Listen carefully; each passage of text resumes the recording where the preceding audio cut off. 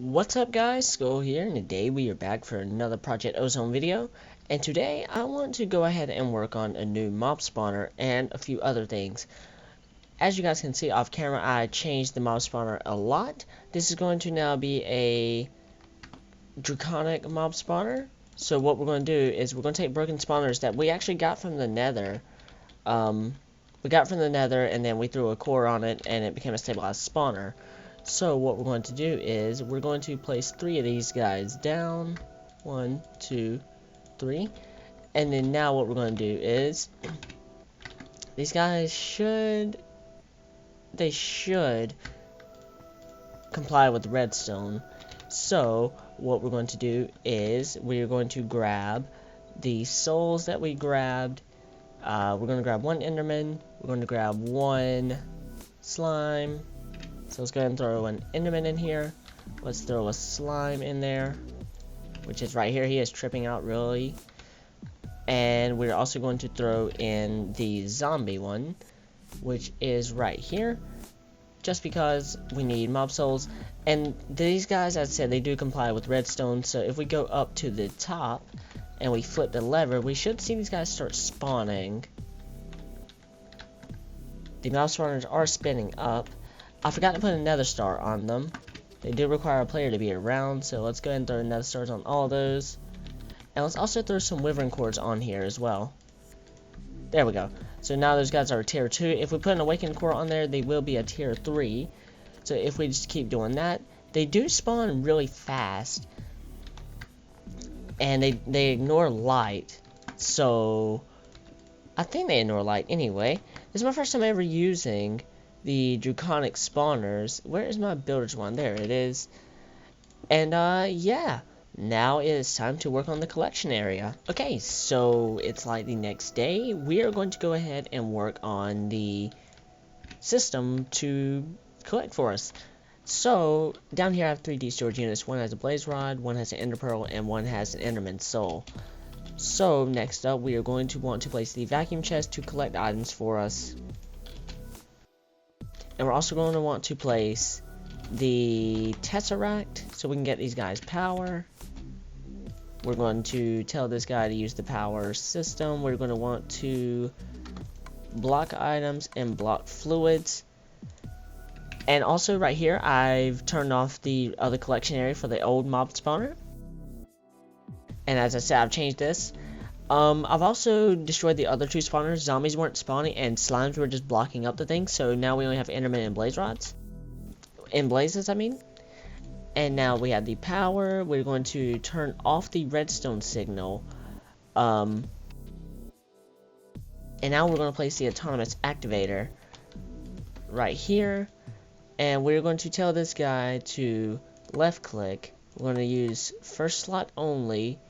Not sneaking. Aim level is going to be the same. We're going to enable redstone. So I'm going to plop a lever on this, like one of these blocks here, and allow like manual mode. So the player can manually kill them if they want. So we're also going to put some items in the first slot so it doesn't clog up. So what I'm going to do is break the glass so I can break out of here and grab some cobblestone.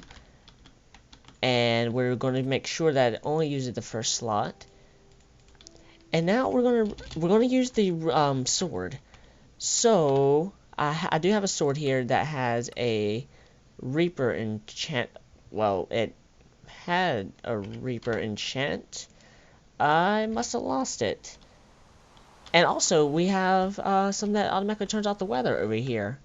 It's from Draconic Evolution, and also the same thing with the day-night cycle. Oh, it's actually in the ender pouch, which is right here. And the Reaper enchant is gone off this one. Oh, no, there it is. Okay. So, we're going to use this guy. And we're also going to set up the auto recharging. So, what we're going to do is, we are going to... Oh, man, how are we going to do this now that I put the vacuum things there? I guess we'll do it on this side. And we'll have the item get pulled out with an item duct. So let's go ahead and pull those out of my inventory really quick. which I believe I have. I don't have any. Oh wait, false alarm, I had some in my inventory. So what we're going to want to do is we're going to tell this guy to pull out of the autonomous activator. And we're also going to do this on this side. So we probably won't be able to do the redstone control, which is unfortunate. But it'll be alright. So let's go ahead and put an item duct on this side too. And we're going to tell the items to input. I believe it will be from right, and then that will be an output. And I did it on the wrong sides. That would be input, that would be... Actually, that would be an input, that would be an output. Right? I can't tell because I have those things right here. Okay, so yeah, this will be an output. So what we're going to want to do is, we're going to throw a resonant servo on here. We're going to turn redstone control off. We're going to whitelist. We're going to use an empty draconic sword. And we're going to tell it to use NBT. We're going to tell it to ignore it or dictionary. We're going to ignore the mod author. We're going to use the metadata. And we're going to use nearest first. So then what it's going to do is it's going to teleport into this ender chest. But we're going to change the color of this. I don't have a dye on me, so let me go ahead and get one really quick. I believe there's one in this chest somewhere. Okay, there we go. I made some cactus green. So let's go ahead and change the color of these to green, green, green. I can't reach it. There we go. So green, green, green. And then now what we're going to do is we're actually going to set up the item duct on this side. Unless I'm going to have to move that. No, never mind. It'll be alright. I can't stop moving because I'm moving too fast. Let's go ahead and tell this guy to connect up. And we're going to disconnect it from the Tesseract because we don't want the items to go somewhere else. And then we're going to have this pulled out with a full sword with Reaper on it. We're going to whitelist. We're going to use metadata nearest first and turned off. So this will come back when this is full. So let's go all the way back over here. Let's go under one of our chargers, which I'm going to use this one down here. I don't know why, I'm just going to use it anyway. And we're going to do the same thing. So let's actually disconnect that because we don't want yellow right to go in there. Let's tell this to go green, green, green, green. So now this is empty. And then what we're going to do is actually, we're going to break this guy. And try not to drop into the void. There we go. And we're going to have the item duct pull from the chest. So we're going to have it pull from the chest. And then we're going to have it put back into it. So let's go ahead and throw an item duct on this side too. And let's put an item duct pulling from this. And then also pulling from the chest. So what we want to pull from the chest is the empty sword. Using the metadata and using MBT. And then when this gets put in here, we're going to want to pull out a charged one with the same thing. And in theory, this should work. So let's pull out the empty one. It should pull out and charge it up to the max. Should get pulled out. Actually, guys, I figured out why it wasn't working. I didn't have the Reaper book on it. But I did fix it. So let's go ahead and put this guy in here. And it should pull it out. There we go. And now if we go back, this should be in the autonomous activator. So let's check. It is. And now this should one hit kill them. But now we're going to want to pull out the items out of the vacuum chests. So let's go ahead and do that. We're also going to need more servos. So let's do that. 1, 2. And that should be all that we need. So we're going to tell these guys to not connect with the Tesseract. Same thing with this one. And you only really need one, but I'm having this here so it keeps up with it. Because I don't know how fast it goes. So let's go ahead and do that. Boom, boom. And then I think all we have to do is just block these guys from connecting up and do the same thing on this side, and we should be good. And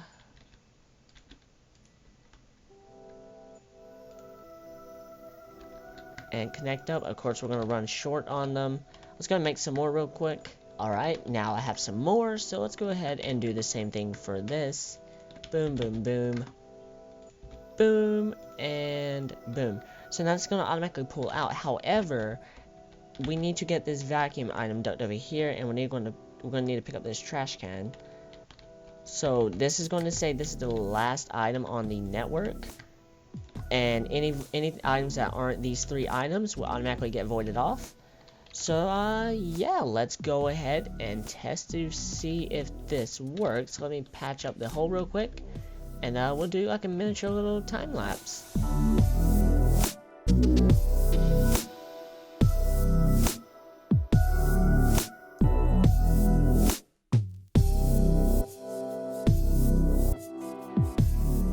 Alright, so as you guys saw there in the clip, we have a little bit of a problem where the vacuum hopper couldn't collect the XP fast enough.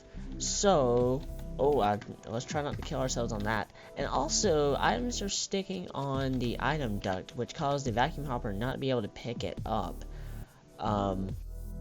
So what we're probably going to want to do is make some covers for that. We'll do that here in a second. But if this thing doesn't stop hitting me, let's go ahead and put some vacuum hoppers on both sides of these. So boom, boom. And then we're going to put the void fluid ducts here. And we're going to turn XP outputs on both sides. Oh man, I always get confused on this. They really need to make this UI better. I believe that's right. Yes, it is. So let's do the same thing on that side and the same thing on that. And then I'm going to do this for the other 2. Alright, so let's see how this does at sucking up the experience. Alright, let's see if these guys are filling up. From what it looks like, they are. Wow, even 4 isn't enough. Which I'm not going to be running this while I'm offline, because these guys just spawn mobs way too fast. I think if I really want to slow it down, I'll make a timer from Project Red to spawn some like every 10 seconds or so. We could do that. Actually, yeah, let's do that real quick. Alright, so I finally got everything to work. Turns out I needed a repeater to hold the signal. Right now I have a lever that has the timer turned off. I've got this set for 10 seconds, and I believe this holds it for like another... I'm really not sure. That's 1, 2, 3, 4, 5, 6, 7, 8, 9 ticks. And it locks the timer. So it'll invert this, which would then turn this off and activate the spawners. So let's go ahead and give this a test run and see if everything is fine. I will patch up these later. And the light level doesn't matter. They ignore light level. So as you guys can see right there, that's about to tick off. Boom. And that allows these spawners to come on here in a second. Come on. Why you no work? That should then allow... There it goes. So that allows a few to spawn at a time. And then after another 10 seconds, it'll lock again. I might need to shorten that. I haven't tested the time. And I want it at least to be enough time for these guys to get killed before more spawn. Which I think 10 seconds should be plenty of time. It's actually not even just 10 seconds. It's actually even more than that. But if so, we'll bump it up to 15, 20 seconds if needed. It looks like it can keep up, because all the XP has been sucked up and everything. So everything looks good. I think I can finally fully run this. But I think just in case, I'm going to go ahead and bump it up to 15. But I think that's going to be it for this episode, guys. If you guys enjoyed, please be sure to hit that like button. Also, please be sure to subscribe. And I'll see you guys next time.